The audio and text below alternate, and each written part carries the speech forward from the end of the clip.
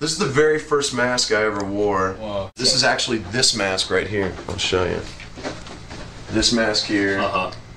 This mask on the cover of the CD. Because shortly after Ozfest, this thing started to do what it's just continues to do. It was starting to gag me out, like it was melting to my face. So I had to wrap it in duct tape, and you can actually see the duct tape back here in the back. So all inside my mask was basically duct tape, and then afterwards it was just done. I was just like, oh man, that sucks.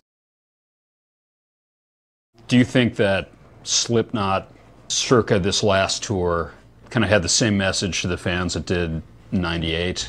I think it had a better message, you know? There was definitely a message of longevity. There was a message of connection. There was a message that we were together again, you know? And there was a message that even though we'd been through all this dark shit, we kind of like brought ourselves back together. And we fixed a lot of the shit that was wrong.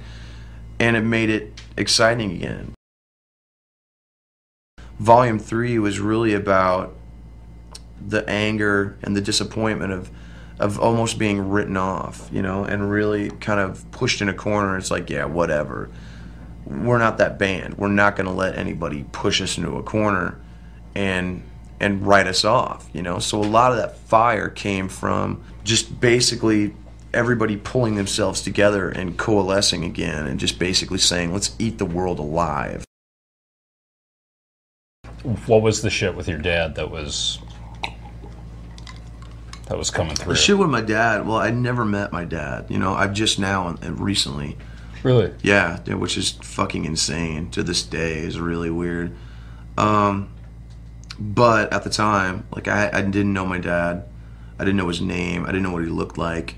And for some reason, that was just that really fucked with me because of my, you know, the way I grew up, you know, very poor, very kind of out of touch, you know. I didn't have the chance or the opportunity to learn a lot of the stuff that parents teach their kids, right. You know. I mean, and, to this, yeah. I mean, especially to have like a masculine father exactly. figure. So I dealt with a lot of issues growing up, you know, and I, you know, I didn't meet my dad until I was 32. Wow. So yeah, I mean, it was heavy, and now we have a great relationship. But at the time, I didn't know anything about him, so I was like, he wrote me off, and he bailed, you know, and you know, came to find out that wasn't the case.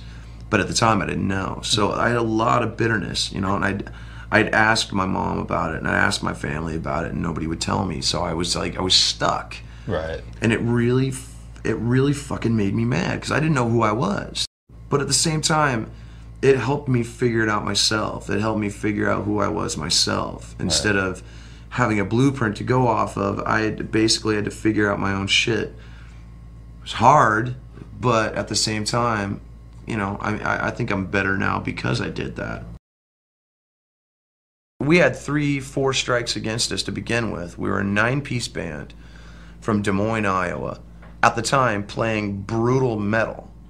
There's no way in hell we should have made it. Right. We tapped on something that was out there that people needed. You know, there was a pissed off group of people that were tired of the really soft, really dishonest message that was going on out there. And we didn't care. We were just ready to eat people alive. Can you think of like one moment, could have been this last tour, could have been any tour, where you just went, holy fucking shit, this is my life, this is my job, this is what I'm doing, this is so fucking cool? I can't think of just one moment like that, you know. There are a lot of great moments like that I have. I mean, we did 2 shows in one day in Europe. We did the Roskilde Festival in Germany. We got on a plane, flew, and headlined the Full Force Festival in Leipzig, Germany. And that we weren't even really sure if we could do it, let alone if people were going to even want to see us.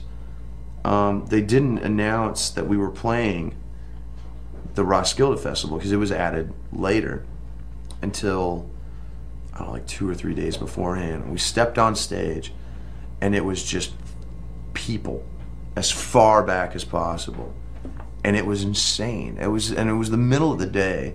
Not a lot of people knew we were going to be there, and as soon as we walked out, they were like, "Holy shit, they're here!"